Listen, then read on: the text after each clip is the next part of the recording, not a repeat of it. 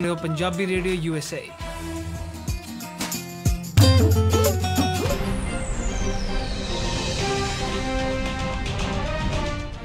Punjabi radio USA सुन रहे सारे ही मानयोग ਅਤੇ ਸਤਿਕਾਰਤ ਸਰੋਤਿਆਂ ਨੂੰ ਬਹੁਤ ਹੀ ਪਿਆਰ ਸਤਿਕਾਰ ਸਹਿਤ ਦੋਨੋਂ ਅੱਜ ਜੋੜ ਕੇ ਨਿੱਘੀ ਜਿਹੀ ਸਤਿ ਸ੍ਰੀ ਅਕਾਲ ਸਭ ਨੂੰ ਜੀ ਨੂੰ ਵਕਤ ਹੈ ਸਰੋਤਿਓ ਪ੍ਰੋਗਰਾਮ ਦੇ ਵਿੱਚ ਆਪ ਸਭ ਦਾ ਸਵਾਗਤ ਹੈ। ਪ੍ਰੋਗਰਾਮ ਲੈ ਕੇ ਹਾਜ਼ਰ ਹੋ ਚੁੱਕੇ ਹਾਂ ਖਬਰ ਤੇ ਨਜ਼ਰ ਮੇਰੇ ਨਾਲ ਜੁੜ ਚੁੱਕੇ ਨੇ ਮਿੰਟੂ ਗੁਰੂਸਰੀਆ ਜੀ ਮਲੋਟ ਸਟੂਡੀਓਜ਼ ਤੋਂ। ਮਿੰਟੂ ਜੀ ਨਿੱਘੀ ਜੀ ਨੂੰ ਪਿਆਰ ਭਰੀ ਸਤਿ ਸ੍ਰੀ ਅਕਾਲ ਜੀ।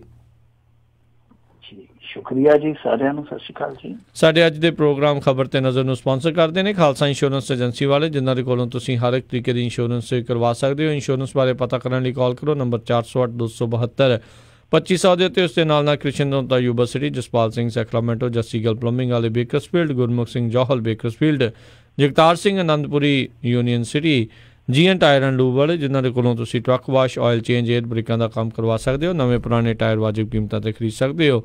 ਹੋਰ ਜਾਣਕਾਰੀ ਲਈ ਕਾਲ ਨਿਮਾ ਸੋਹਤਾ 209 277 0113 209 277 0113 ਅਤੇ ਸ਼ਿਕਾਗੋ ਪੀਜ਼ਾ ਵਿਦ ਟਵਿਸਟ ਵਾਲੇ, ਜਿਨ੍ਹਾਂ ਦੇ ਕੋਲੋਂ ਤੁਸੀਂ ਹਰ ਤਰ੍ਹਾਂ ਦਾ veg non veg Indian style pizza ਜਿਹੜਾ ਉਹ ਤੁਸੀਂ ਆਰਡਰ ਕਰ ਸਕਦੇ ਹੋ। ਪੀਜ਼ਾ ਆਰਡਰ ਕਰਨ ਦੇ ਲਈ ਇਹਨਾਂ ਦੀ ਵੈਬਸਾਈਟ ਵਿਜ਼ਿਟ ਕਰੋ www.chicagopizzatwist.com ਅਤੇ ਨਾਲ ਦੇ ਨਾਲ ਹੀ ਜਿਹੜਾ 10% ਡਿਸਕਾਊਂਟ ਲੈਣ ਦੇ ਲਈ ਕੂਪਨ ਕੋਡ 13131313 ਉਸ ਦਾ ਇਸਤੇਮਾਲ ਕਰ ਸਕਦੇ ਹੋ। ਇਹਨਾਂ ਸਾਰਿਆਂ ਦਾ ਬਹੁਤ ਬਹੁਤ ਧੰਨਵਾਦ। ਜੇਕਰ ਤੁਸੀਂ ਜਾਂ ਕੋਈ ਹੋਰ ਕਾਰੋਬਾਰ ਇਸ ਪ੍ਰੋਗਰਾਮ ਨੂੰ ਸਪਾਂਸਰ ਕਰਨਾ ਚਾਹੁੰਦੇ ਹੋ, ਸੰਪਰਕ ਕਰੋ 408 722 7698 ਦੇ ਉੱਤੇ। ਅਤੇ ਮਿੰਟੂ ਜੀ ਗੱਲਬਾਤ ਦਾ ਸਿਲਸਿਲਾ ਜਿਹੜਾ ਆ ਉਹ ਸ਼ੁਰੂ ਕਰਦੇ ਹਾਂ। ਕਹਿੰਦੇ ਅੰਤਰ ਧਰਮ ਵਿਵਾਹ ਕਰਨ ਲਈ ਜੋੜਾ ਭੀੜ ਦੇ ਕਹਿਰ ਦਾ ਸ਼ਿਕਾਰ ਹੋ ਗਿਆ। ਦੇਖੋ ਭੀੜ, ਮੈਂ ਕੱਲ ਵੀ ਗੱਲ ਕਹੀ ਸੀਗੀ ਕਿ ਭੀੜ ਇਸ ਦੇਸ਼ 'ਚ ਇੱਕ ਭੀੜ ਬਣ ਗਈ ਆ। ਬਿਲਕੁਲ ਸਮਝ ਤੋਂ ਪਰੇ ਦੀ ਗੱਲ ਆ ਕਿ ਇਸ ਭੀੜ ਨੂੰ ਕਿੱਦਾਂ ਕੰਟਰੋਲ ਕੀਤਾ ਜਾਊਗਾ। ਵੈਸੇ ਇਹਨਾਂ ਨੇ ਅੱਜ ਬੜੀ ਹਾਈ ਲੈਵਲ ਦੀ ਇੱਕ ਬਣਾ ਦਿੱਤੀ ਆ ਕਮੇਟੀ, ਜਿਹਨੇ ਸਿਫਾਰਿਸ਼ਾਂ ਦੇਣੀਆਂ ਪ੍ਰਧਾਨ ਮੰਤਰੀ ਨੂੰ ਕਿ ਕਿਸ ਤਰ੍ਹਾਂ ਇਹਨਾਂ ਚੀਜ਼ਾਂ ਨੂੰ ਰੋਕਿਆ ਜਾਵੇ। ਪਰ ਇਸੇ ਦਰਮਿਆਨ ਇਹ ਜਿਹੜੀ ਘਟਨਾ ਉੱਤਰ ਪ੍ਰਦੇਸ਼ ਦੇ ਗਾਜ਼ੀਆਬਾਦ ਤੋਂ ਸਾਹਮਣੇ ਆ ਗਈ, ਜਿੱਥੇ ਇੱਕ ਜੋੜਾ ਪਹੁੰਚਿਆ ਸੀਗਾ ਰਜਿਸਟਰਾਰ ਕੋਲ, ਕਿਉਂਕਿ ਉਹਨਾਂ ਦੋਵਾਂ ਨੇ ਲਵ ਮੈਰਿਜ ਕਰਵਾਉਣੀ ਸੀਗੀ। ਤੇ ਦੱਸਦੇ ਆ ਕਿ ਉੱਥੇ ਲਾਲਾ ਹੋ ਗਈ ਕਿ ਲਵ ਜਹਾਜ਼ ਦਾ ਮਸਲਾ, ਕਿਉਂਕਿ ਮੁੰਡਾ ਜਿਹੜਾ ਸੀਗਾ ਉਹ ਮੁਸਲਿਮ ਭਾਈਚਾਰੇ ਤੋਂ ਸੀ, ਜੋ ਕੁੜੀ ਸੀ ਉਹ ਹਿੰਦੂ ਭਾਈਚਾਰੇ ਤੋਂ ਤਾਲੁਕ ਰੱਖਦੀ ਸੀ। ਇਸ ਕਰਕੇ ਭੀੜ ਜਿਹੜੀ ਟੁੱਟ ਪਈ ਤੇ ਫਿਰ ਉਹਨਾਂ ਨੂੰ ਦੱਸਦੇ ਆ ਕਿ ਕਾਫੀ ਜ਼ਲੀਲ ਕੀਤਾ ਗਿਆ। ਜਿਹੜਾ ਮੁੰਡਾ ਸੀ ਉਹਦੇ ਨਾਲ ਤੇ ਵਾਹਵਾ ਕੁੱਟਮਾਰ ਹੋਈ। ਹਾਲਾਂਕਿ ਮੌਕੇ ਤੇ ਪੁਲਿਸ ਪਹੁੰਚੀ, ਪੁਲਿਸ ਨੇ ਉਹਨੂੰ ਛਡਾ ਕੇ ਥਾਣੇ ਖੜਿਆ, ਕੁੜੀ ਨੂੰ ਵੀ ਥਾਣੇ ਖੜਿਆ। ਪਰ ਇਸ ਦਰਮਿਆਨ ਉਸ ਮੁੰਡੇ ਦੀ ਵਾਹਵਾ ਖੜਕੈਂਤੀ ਕਰ ਦਿੱਤੀ ਇਸ ਜਨੂੰਨੀ ਭੀੜ ਨੇ। ਤੇ ਇਸ ਤੋਂ ਬਾਅਦ ਦੱਸਦੇ ਆ ਕਿ 2 ਕੁ ਜਾਣਿਆਂ ਦੀ ਪਛਾਣ ਹੋ ਗਈ ਹੈ। ਵੈਸੇ ਤੇ ਵੀਡੀਓ ਬਾਹਰ ਆ ਗਈ ਹੈ, ANI ਨੇ ਵੀ ਆਪਣੀ ਆਫੀਸ਼ੀਅਲ ਸਾਈਟ ਤੇ ਪਾਈ ਹੋਈ ਹੈ ਉਹ ਵੀਡੀਓ। ਸੋ ਸਿਆਣ ਕਿਤੇ ਆ ਜਾਣਗੇ। ਹੁਣ ਦੇਖਣਾ ਇਹ ਆ ਕਿ ਅੱਗੇ ਕਾਰਵਾਈ ਕੀ ਹੁੰਦੀ ਹੈ, ਕਿਉਂਕਿ ਸੁਪਰੀਮ ਕੋਰਟ ਦੀਆਂ ਹਦਾਇਤਾਂ ਆਈਆਂ ਨੇ। ਉਸ ਤੋਂ ਬਾਅਦ ਫਿਰ ਮੌਬ ਲਿੰਚਿੰਗ ਜਿਹੜੀ ਆ ਉਹ ਅਲਵਰ ਦੇ ਵਿੱਚ ਦੇਖਣ ਨੂੰ ਮਿਲੀ, ਫਿਰ ਮੱਧ ਪ੍ਰਦੇਸ਼ ਦੇ ਵਿੱਚ ਵੇਖਣ ਨੂੰ ਮਿਲੀ। ਔਰ ਕਮਾਲ ਦੀ ਗੱਲ ਆ, ਪੱਛਮੀ ਬੰਗਾਲ ਜਿੱਥੇ ਕਿ ਮਮਤਾ ਬੈਨਰਜੀ ਦਾ ਰਾਜ ਆ, ਉੱਥੇ ਵੀ ਬੱਚਾ ਚੋਰ ਗਰੋਹ ਦੇ ਸ਼ੱਕ ਹੇਠ 4 ਬੀਬੀਆਂ ਨੂੰ ਫੜ ਲਿਆ ਗਿਆ। 2 ਬੀਬੀਆਂ ਨੂੰ ਬਹੁਤ ਬੁਰੀ ਤਰ੍ਹਾਂ ਕੁੱਟਿਆ ਗਿਆ, ਜਦ ਕਿ 2 ਨੂੰ ਨਿਰਵਸਤਰ ਕਰ ਦਿੱਤਾ ਗਿਆ। ਇਹ ਦੇਖ ਲਓ ਕਿ 2015 ਤੋਂ ਲੈ ਕੇ ਹੁਣ ਤੱਕ ਨਾ ਸਿਰਫ 68 ਬੰਦੇ ਜਿਹੜੇ ਆ ਉਹ ਮੌਬ ਲਿੰਚਿੰਗ ਦਾ ਸ਼ਿਕਾਰ ਹੋਏ ਆ, ਯਾਨੀ ਕਤਲ ਕੀਤੇ ਗਏ ਆ, ਬਲਕਿ ਜਨਾਨੀਆਂ ਵੀ ਇਹਦਾ ਸ਼ਿਕਾਰ ਹੋ ਰਹੀਆਂ ਨੇ। ਸੋ ਕਿਵੇਂ ਸਮਝ ਤੋਂ ਬਾਰੇ ਦੀ ਗੱਲ ਆ ਕਿ ਕਿਵੇਂ ਇਸ ਚੀਜ਼ ਨੂੰ ਠੱਲ ਪਾਊਗੀ। ਉੱਦਾਂ ਯੂਪੀ ਦੇ ਵਿੱਚ ਤੇ ਤੁਹਾਨੂੰ ਪਤਾ ਹੀ ਆ, ਇਹਨਾਂ ਨੇ ਜਦੋਂ ਆ ਕੇ ਤੇ ਐਂਟੀ ਰੋਮੀਓ ਸਕੁਐਡ ਬਣਾਇਆ ਸੀ, ਉਦੋਂ ਪਤਾ ਲੱਗ ਗਿਆ ਸੀਗਾ ਕਿ ਇੱਥੇ ਕਿਸ ਤਰ੍ਹਾਂ ਦਾ ਹਾਲ ਹੋਣਾ। ਤਾਂ ਯੂਪੀ ਦੇ ਵਿੱਚ ਦੇਖ ਲਓ, ਪਿੱਛੇ ਜੇ ਵੀ ਲਕੋਟਲੀ ਪਿੰਡ ਦੇ ਵਿੱਚ ਇਸ ਤਰ੍ਹਾਂ ਹੀ ਲਵ ਜਹਾਜ਼ ਦਾ ਮਾਮਲਾ ਕਹਿ ਕੇ ਇਹਨਾਂ ਨੇ ਇੱਕ ਮੁੰਡਾ ਬਹੁਤ ਬੁਰੀ ਤਰ੍ਹਾਂ ਕੁੱਟਿਆ। ਤੇ ਕਮਾਲ ਦੀ ਗੱਲ ਹੈ, ਮੁੰਡਾ ਹਿੰਦੂ ਨਿਕਲਿਆ ਬਾਅਦ ਚ। ਇਹਨਾਂ ਨੂੰ ਇਹ ਵੀ ਨਹੀਂ ਪਤਾ ਲੱਗਦਾ ਕਿ ਜਿਹਨੂੰ ਸਾਹਮਣੇ ਵਾਲੇ ਨੂੰ ਮੁਸਲਮਾਨ ਕਹਿ ਕੇ ਕੁੱਟ ਰਹੇ ਆ ਕਿ ਕੀ ਵਾਕਈ ਮੁਸਲਮਾਨ ਆ। ਫਿਰ ਦੂਜਾ ਮਾਮਲਾ ਇੱਥੇ ਇੱਕ ਵਾਰੀ ਸਾਹਮਣੇ ਆ ਗਿਆ ਸੀਗਾ 2017 ਦੀ ਹੋਈ ਉਹ ਗੱਲ ਆ। ਉਦੋਂ ਇੱਕ ਮੁਸਲਿਮ ਮੁੰਡਾ ਜਿਹੜਾ ਕਿ ਇੱਕ ਕੁੜੀ ਨੂੰ ਮਿਲਣ ਆਇਆ ਸੀਗਾ ਔਰ ਕੁੜੀ ਨੇ ਬੁਲਾਇਆ ਸੀ ਖੁਦ, ਉਹਨੂੰ ਬਹੁਤ ਬੁਰੀ ਤਰ੍ਹਾਂ ਕੁੱਟਿਆ ਗਿਆ ਸੀਗਾ ਨੰਗਿਆ ਕਰਕੇ। ਸੋ ਇਸ ਤਰ੍ਹਾਂ ਦੇ ਮਾਮਲੇ ਆ ਜਿਹੜੇ ਉਹ ਇਸ ਗੱਲੋਂ ਬਹੁਤ ਜ਼ਿਆਦਾ ਪਰੇਸ਼ਾਨ ਕਰਦੇ ਆ ਕਿ ਸੁਪਰੀਮ ਕੋਰਟ ਵਰਗੀ ਜਿਹੜੀ ਇੱਥੋਂ ਦੀ ਸਰਵਉੱਚ ਕਾਨੂੰਨ ਦੀ ਸੰਸਥਾ ਉਹ ਕਹਿੰਦੀ ਆ ਕਿ ਜਦੋਂ ਬੰਦਾ ਬਾਲਗ ਹੋ ਜਾਂਦਾ ਉਹ ਆਪਣੇ ਵਿਆਹ ਦਾ ਡਿਸੀਜਨ ਆਪ ਬਣਾ ਸਕਦਾ, ਮਤਲਬ ਕਿ ਡਿਸੀਜਨ ਮੇਕਰ ਉਹ ਆ। ਔਰ ਆ ਪਿੱਛੇ ਜੇ ਖਾਪ ਪੰਚਾਇਤਾਂ ਦੇ ਮਾਮਲੇ 'ਚ ਸੁਪਰੀਮ ਕੋਰਟ ਨੇ ਸਾਫ਼ ਕਰ ਦਿੱਤਾ ਸੀਗਾ ਕਿ ਜਦੋਂ ਇਸ ਤਰ੍ਹਾਂ ਬਾਲਗ ਜੋੜਾ ਆਪਣਾ ਵਿਆਹ ਦਾ ਫੈਸਲਾ ਲੈਂਦਾ ਤਾਂ ਕੋਈ ਦਖਲ ਨਹੀਂ ਦੇ ਸਕਦਾ। ਜੀ। ਤਾਂ ਇੱਥੇ ਤੁਸੀਂ ਆਪ ਅੰਦਾਜ਼ਾ ਲਾ ਲਓ ਕਿ ਅਦਾਲਤ ਦੇ ਵਿੱਚ ਆ ਕੇ ਜਿੱਥੇ ਵਿਆਹ ਰਜਿਸਟਰਡ ਹੋਣਾ ਉੱਥੇ ਆ ਕੇ ਭੀੜ ਬਾਲਗਾਂ ਨੂੰ ਸ਼ਿਕਾਰ ਬਣਾ ਲੈਂਦੀ ਆ। ਸਭ ਤੋਂ ਪਰੇ ਦੀ ਗੱਲ ਹੈ ਕਿ ਕਾਨੂੰਨ ਕੀ ਕਰ ਰਿਹਾ, ਕਾਨੂੰਨ ਦੇ ਰਖਵਾਲੇ ਕੀ ਕਰ ਰਹੇ ਆ, ਜਾਂ ਕਾਨੂੰਨ ਘੜਨ ਵਾਲੇ ਕੀ ਕਰਦੇ ਪਏ ਆ।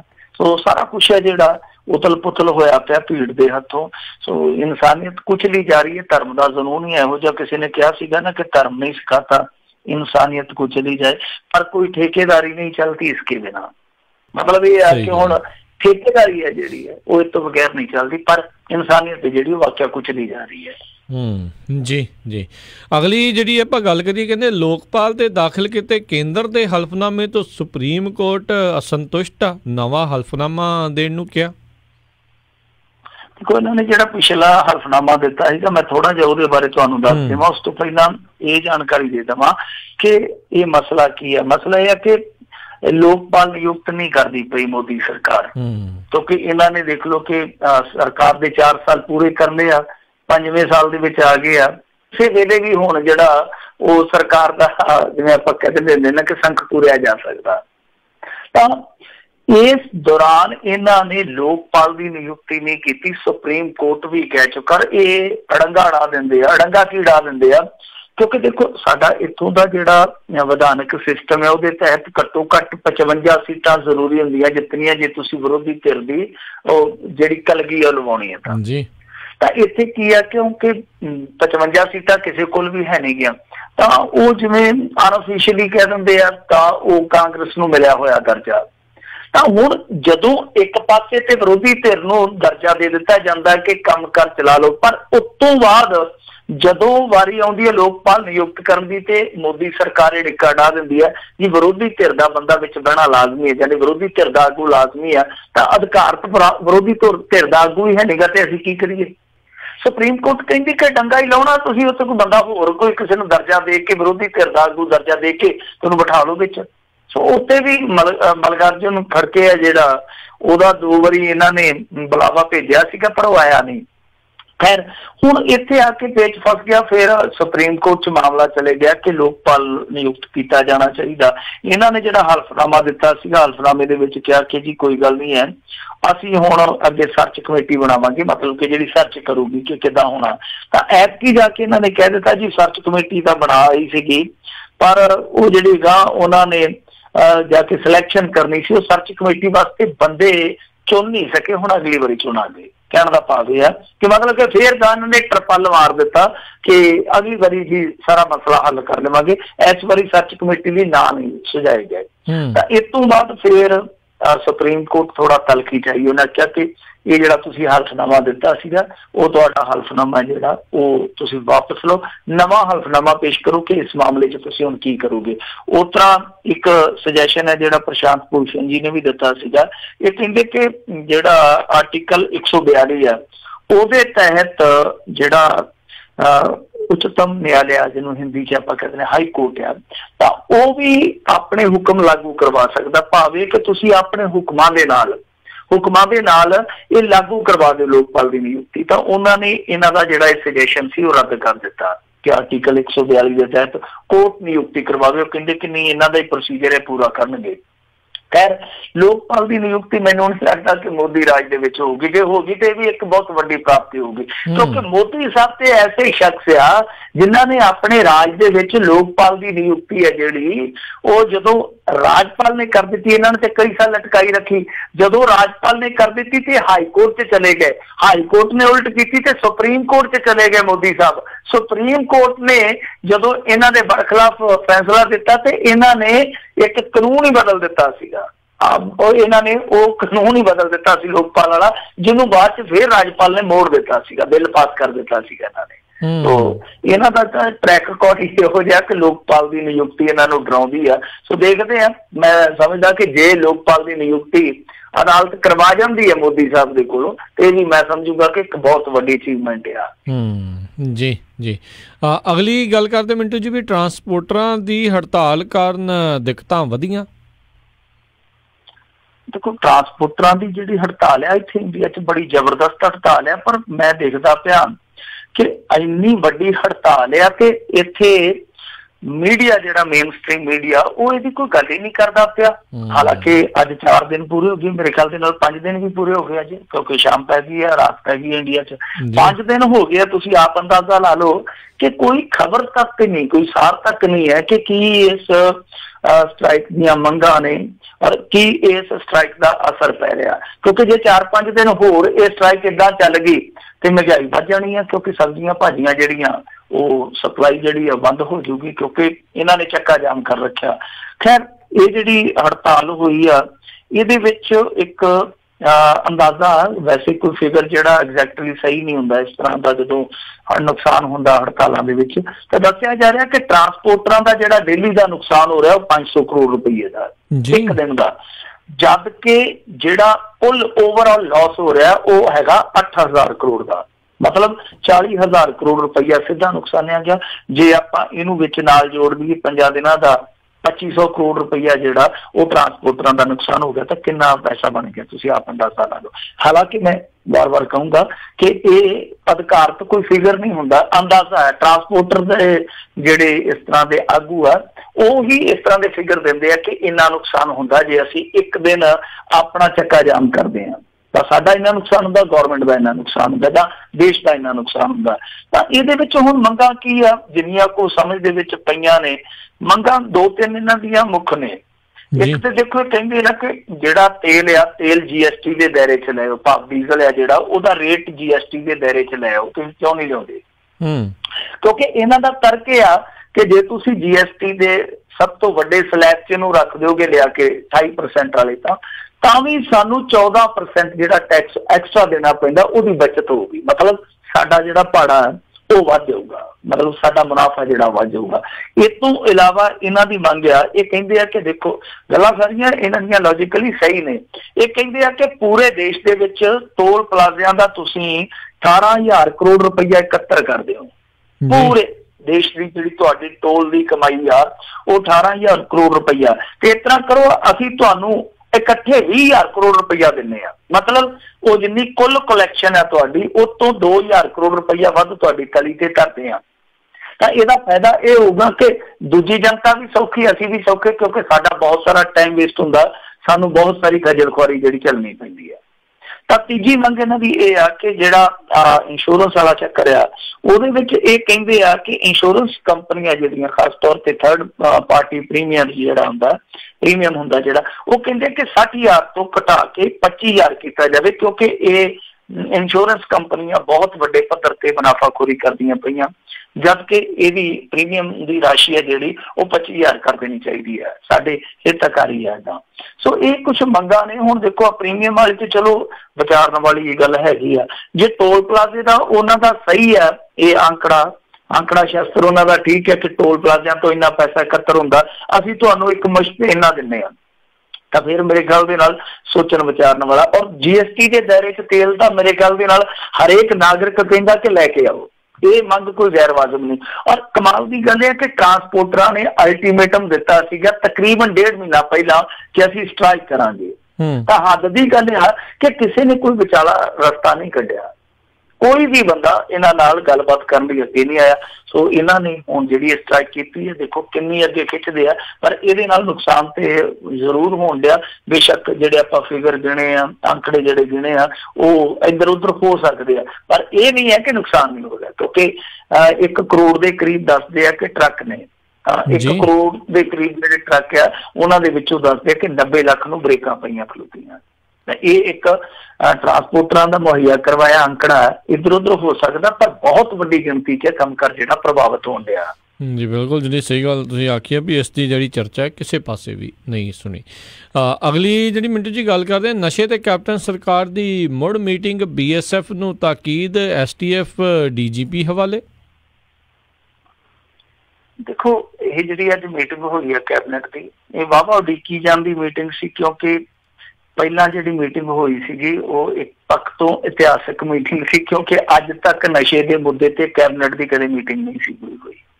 ਸੋ ਇਹ ਜਿਹੜੀ ਮੀਟਿੰਗ ਹੋਈ ਆ ਇਹਦੇ ਵਿੱਚ 2-3 ਫੈਸਲੇ ਜਿਹੜੇ ਉਹ ਬੜਾ ਚਰਚਾ ਦਾ ਵਿਸ਼ਾ ਨੇ। ਇੱਕ ਤੇ ਖਾਸ ਤੌਰ ਤੇ ਇਹ ਆ ਕਿ BSF ਨੂੰ ਤਾਕੀਦ ਕੀਤੀ ਗਈ ਹੈ ਕੈਪਟਨ ਸਰਕਾਰ ਵੱਲੋਂ, ਜਾਂ ਕਹਿ ਲਓ ਕੈਪਟਨ ਅਮਰਿੰਦਰ ਸਿੰਘ ਵੱਲੋਂ, BSF ਨੂੰ ਤਾਕੀਦ ਇਉਂ ਕੀਤੀ ਗਈ ਹੈ। ਉਹ ਕਹਿੰਦੇ ਆ ਕਿ ਦੇਖੋ ਜਿਹੜੇ ਤੁਹਾਡੇ ਆਪਣੇ ਕਰਮਚਾਰੀ ਆ ਜਿਨ੍ਹਾਂ ਦੇ ਨਸ਼ੀਲੇ ਪਦਾਰਥਾਂ ਦੇ ਤਸਕਰਾਂ ਦੇ ਨਾਲ ਸੰਬੰਧ ਆ ਤਾਂ ਇਹ ਨੈਕਸਸ ਤੋੜੋ ਤੁਸੀਂ ਕਿਸੇ ਤਰੀਕੇ ਨਾਲ, ਸਲਾਹ ਦਿੱਤੀ ਹੈ ਜਾਂ ਕਹਿ ਲਓ ਤਾਕੀਦ ਕੀਤੀ ਆ। ਦੂਜੀ ਗੱਲ ਇਹਨਾਂ ਨੇ ਕਹੀ ਆ ਕਿ ਦੇਖੋ ਜਿਹੜੇ ਵੀ ਕੋਈ ਨਸ਼ੇੜੀ ਨਸ਼ਾ ਛਡਾਊ ਕੇਂਦਰਾਂ ਚ ਆਉਂਦੇ ਆ ਤਾਂ ਉਹਨਾਂ ਤੋਂ ਕਿਸੇ ਵੀ ਕਿਸਮ ਦੀ ਫੀਸ ਨਹੀਂ ਲਈ ਜਾਊਗੀ, ਭਾਵੇਂ ਆ ਕਿ ਉਹਨਾਂ ਦਾ ਇਲਾਜ ਆ ਜਿਹੜਾ ਮੁਕਤੋਂ ਮੁਕਤ ਹੋਊਗਾ।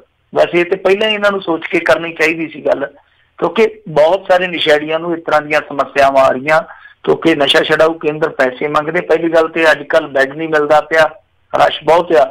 ਦੂਜੀ ਗੱਲ ਇਹ ਆ ਕਿ ਜੇ ਬੈੱਡ ਮਿਲਦਾ ਤੇ ਉਹਦਾ ਬਿੱਲ ਬਹੁਤ ਮਿਲਦਾ, ਜਦੋਂ ਬਿੱਲ ਮਿਲਦਾ ਤੇ ਫਿਰ ਨਾਲ ਦਿਲ ਵੀ ਹਿਲਦਾ ਗਰੀਬ ਦਾ। ਤੇ ਤਾਂ ਇਹਨਾਂ ਨੂੰ ਰਸਤਾ ਪਹਿਲਾਂ ਹੀ ਕੱਢ ਲੈਣਾ ਚਾਹੀਦਾ। ਖੈਰ ਚਲੋ ਦੇਰ ਆਏ ਦਰੁਸਤ ਆਏ, ਇਹਨਾਂ ਨੇ ਫੈਸਲਾ ਕੀਤਾ ਵਾ ਕਿਸੇ ਵੀ ਇਸ ਤਰ੍ਹਾਂ ਦੇ ਨਸ਼ਾ ਛਡਾਊ ਕੇਂਦਰ 'ਚ ਜਿੱਥੇ ਨਸ਼ੇੜੀ ਜਾਣਗੇ, ਖਾਸ ਤੌਰ ਤੇ ਜੋ ਸਰਕਾਰੀ ਚੱਲਦੇ ਆ, ਉਹਨਾਂ ਦੇ ਵਿੱਚ 1 ਰੁਪਈਆ ਨਹੀਂ ਲਿਆ ਜਾਊਗਾ। ਹੁਣ ਦੇਖਦੇ ਆ ਕਿ ਇਹਨੂੰ ਇੰਪਲੀਮੈਂਟ ਕਿਸ ਤਰ੍ਹਾਂ ਕਰਦੇ ਆ।